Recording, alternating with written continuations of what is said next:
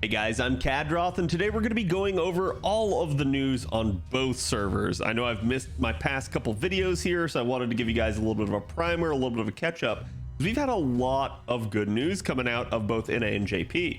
Now, NA hasn't had a whole lot, really just some kind of simple campaigns here, as we've had the 2100 day anniversary, which normally happens about a month ahead on NA than it does on JP.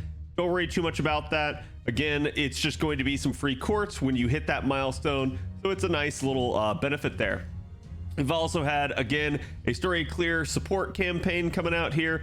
Again, you guys are going to be getting basically blue prisms again as part of this, and you guys will be able to use that in all the relevant story chapters. Again, see the FGO news if you want to know more on the specifics of that, but really not too much more. And then obviously you guys will be getting them for free, as well as Saint Quartz for logging in. Make sure you guys are doing that as well. Sorry, not for logging in, for completing the main story. And then again, you've also got sort of more on the countdown to Lost Belt 6. Again, this is another thing that I've been saying for a while here. We saw the news come out of Korea that, hey, you know, Korea is going on a super accelerated schedule.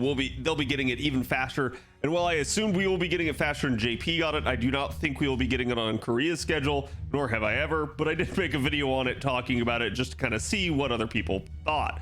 Again, there will be special login bonuses that you guys are going to be able to get.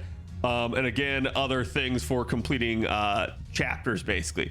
So really nice little benefits there for NA, as we're going to be rounding the corner, kind of heading into more of an interesting time period here, where basically the NA event should be done on the 30th.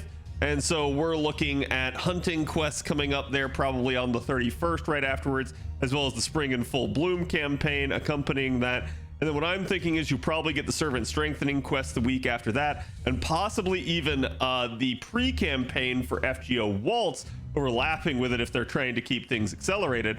And then you may be seeing Waltz coming as early as mid-April. It just kind of depends on how much they squish things, but I do think that is going to be our collab coming relatively quick here. Just keep in mind we may not have all of the same dead time that JP had. Speaking of JP has had a lot of news coming out here.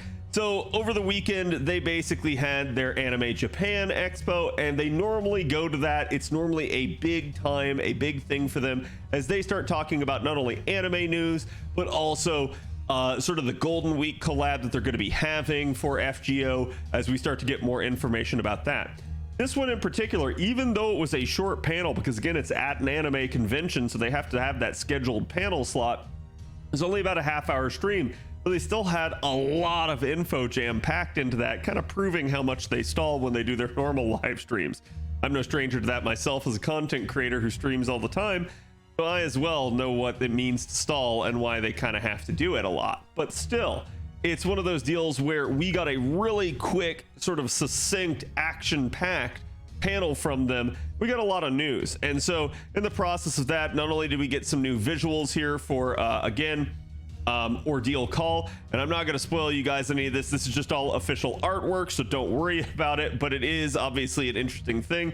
We've got some new characters that are getting teased here that people are going crazy over. In particular, I've already seen plenty of artwork of our lollipop sucking friend here. And again, I'm not going to bother to do that. If you guys want to play the PV, you guys can do that on your own time. But the shocking thing here was we actually got the announcement of basically 2 new systems coming to the game.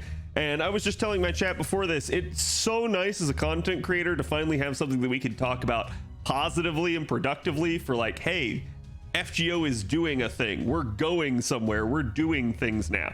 Rather than having everything be predetermined, we already know everything and it's all just set in stone and we just know they're stalling. So this is a much better outlook for things going forward. We'll see how their pacing continues on the JP server. They have been stalling for a long time, but hopefully this is a good sign of things to come, as again, I'm sure this is stuff that they've been holding back on. But in particular, one of them appears to be one of our sort of next new mechanics. You guys saw years ago where they implemented the append system, the Grail to 120 system, and servant coin systems. And those were a big deal when they came out. Again, we still don't have a servant coin fix per se, but I'll talk about that in a minute. And that was sort of their big new sort of treadmill that they were pulling into the game at the time. Well, here we are now 2 years later, basically, and sure enough, it looks like they're coming out with a new system, and it's going to be called the class score system. We don't really know how this system's going to work. I've seen a lot of conjecture on this already, from it being a sphere grid to it being something like what Nike does. Again, it's an interesting thought process, but it at least looks like it's going to be some sort of class-focused system, because again, you guys can see that they are sort of depicting a Saber class icon here and showing grids by which you can slot in or again maybe unlock upgrades. Not really quite sure. None of that was actually explained or elaborated on. They just said, hey, we've got a new system called class score and it'll be coming soon in the spring. That's it. That's all we really know about this system. So this one's going to be a big one. You guys can expect me to make all sorts of videos talking about this when it does come out. So I will be very, very interested to see what they do with this. Just kind of talking about my own little bit of theory crafting here, though, I do find it interesting if we're going to get a class-wide mechanic, because any sort of upgrades or additions that you could get for unlocking that would just make your account stronger overall. But it wouldn't really end up impacting game balance too much, because if it's class wide, it's going to affect not only the most broken unit in that class, but also the worst unit in that class relatively the same. So it is an interesting thing to see that they would go for something like this rather than maybe trying to level the playing field, especially as we've started getting 90++ content where the health values are just ballooning. So I am surprised to see them going with a more holistic change rather than a more focused, targeted change or type of system that would allow more specific units to be improved to be able to kind of punch above their weight. But again, we do have other systems like that already, numerous ones, including gold foeing, grailing to 120, command codes, you name it. So I do think there's plenty of that. So seeing something like this may be good for a change, and it'll be really interesting to see what they do with it.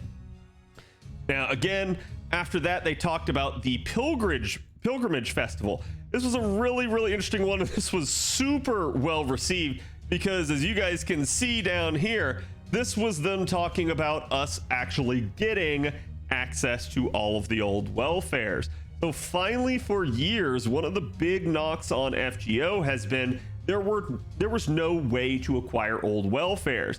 Now suddenly we have the capability to actually get them, and we all thought it was going to be coming from main interludes, but they just kind of haven't done that. Now, a lot could be maybe said as to whether or not this is going to be an issue with them. Maybe, you know, hey, we don't want to have to actually run an event again. We don't want to have to actually do a main interlude. So here, just take the welfare and run. I hope that's not the case. I hope they actually do give us main interludes for the things that need it. But regardless, it looks like they're going to kind of maybe be detaching the welfares from that system. And honestly, I think that's a good thing, especially if they were going to take a long period of time to do the main interlude system, because for a while now, I think there had been a lot of confusion as to what was a main interlude. Was it something for the purposes of just basically being focused on story, or was it something to bring back again old welfare units? And we were never really quite sure, because, you know, they said in one hand that it was story focused, but then they seemingly did it to bring back, for the very first one, the Christmas event, basically to give Erish a banner and to get us that welfare.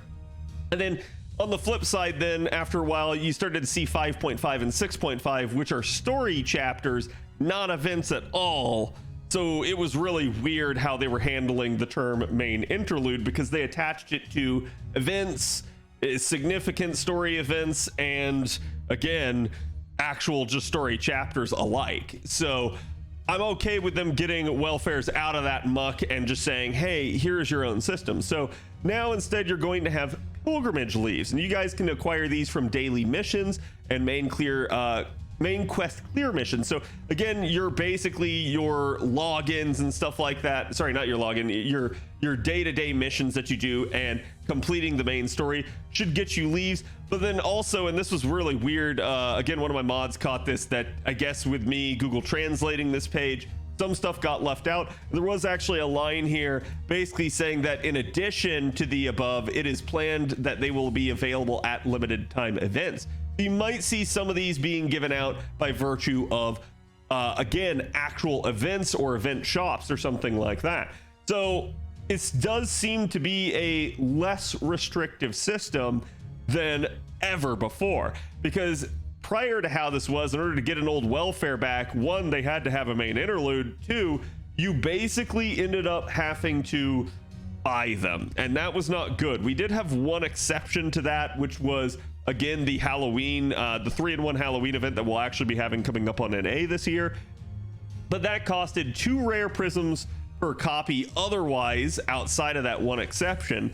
And again, it was not an easy thing for new players to be able to acquire. With this system, the way it's sounding is that you're not necessarily going to have to ever spend rare prisms on these units ever again.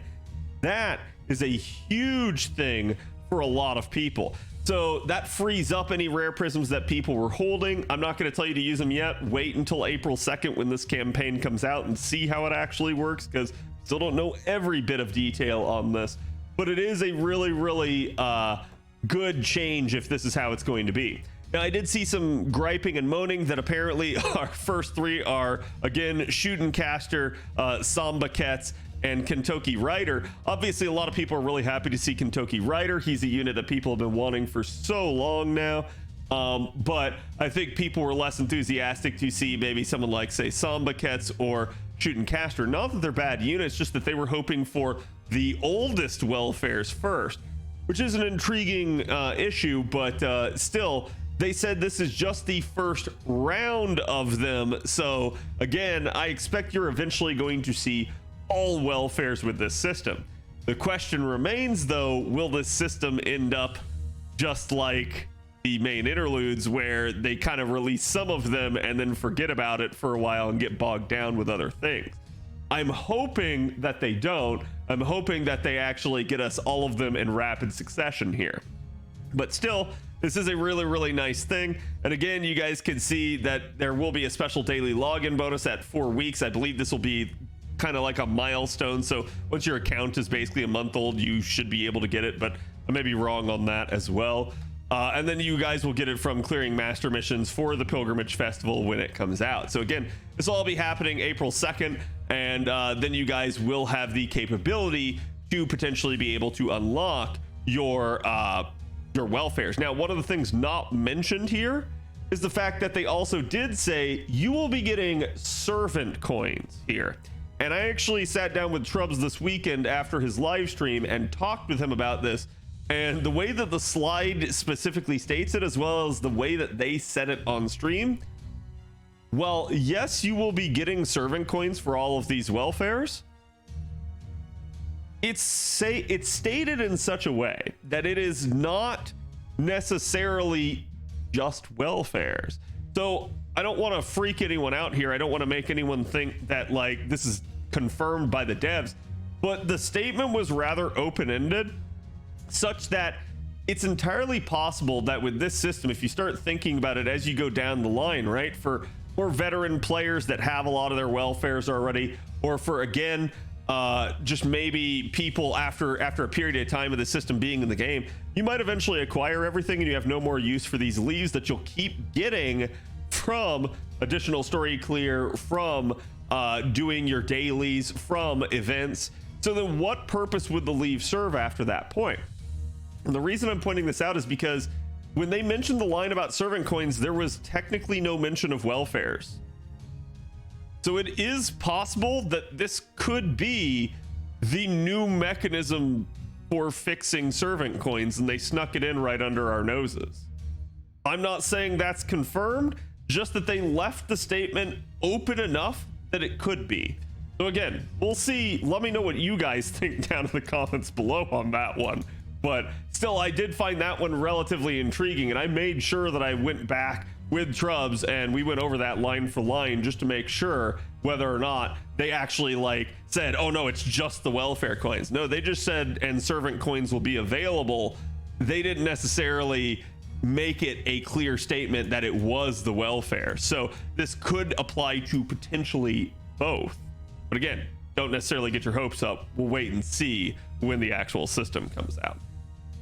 Then after that, they did give us some news on the Golden Week collab. Again, we all know that it's going to be with FGO Arcade. This has been one that I think a lot of people have been waiting on for a long time for obvious reasons, including what is currently shown on screen here, which is going to be your 5-star for the event, or at least one of them. We don't know if there'll be multiple or not, but you will be getting Larva Tiamat from Arcade. And interestingly enough, this actually confirms a theory that I have had for years and been telling people for years on stream, that you would not get a beast class in the game as is.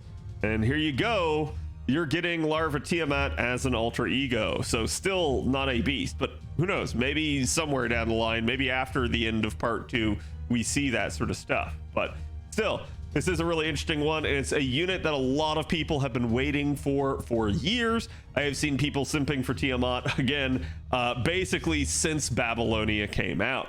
So definitely a popular unit, and I'm sure that is going to get people to pull out the wallet and roll. So I think Arcade is going to be interesting. We didn't really get to hear anything about the actual event, so we'll just have to see. But again, it was scheduled, they did say, to be available in late April. That's not surprising to us because, again, our collab events are always for Golden Week, which typically is late April, early May when we have that. So again, exactly on the timing there. Then they also got the Spring Novus Master Support campaign that got held. And this was a really intriguing one because it's just some extra stuff. Basically, it's the renewal of the Start Dash campaign, additional login rewards and such. So you do get some nice stuff out of it, but ultimately not a huge deal. I believe they also said that they're adding an additional 3 friend slots with this, so it is a nice thing. And again, you guys can see you will get a commemorative craft essence for it. Nothing too crazy, but nothing bad either. And I will always take a saber face craft essence whenever I can get my hands on it. But still, just another little additional thing that JP got. And in commemoration with this, not only did we get the launch of the official TikTok account for FGO, so this is actually a good thing because it proves that the devs are finally kind of wisening up and beginning to take marketing a little bit more seriously. And honestly, I love it. This is something they need to be doing. They need to be promoting the game more because it helps the game's reputation and it will bring in more players and allow the community to thrive even further. But on top of that, we also ended up getting a new banner here basically for Merlin to commemorate this. So again, another nice little addition, as I know a lot of people that think maybe Merlin is on the out. He's no longer the end all be all, but he is still one of, if not the best, sort of buster support for challenges. He's really good at keeping people alive. He works as part of that invincible comp. And even though there are other units now like Proto Merlin that you can put in, he's still really a good unit to have as a support. So I highly recommend checking him out if you need something to that degree. Again, he is one of those units that just really changed the game when he came out and made them have to add things like break bars. So you know he's strong, even if there has been a lot of power creep in recent years. And again, that's pretty much everything from the news. Nothing too much more besides, again, some extra stuff that they announced at Anime Japan. But I thought this was all really intriguing. So let me know what you guys think about the 2 new systems teased. What do you guys think they're going to do for that class score? And what do you guys think about getting welfares, and which welfares would you like to see them give us next? So I'll be really curious to read your comments, and I'll see you guys for the next video. Have a good one.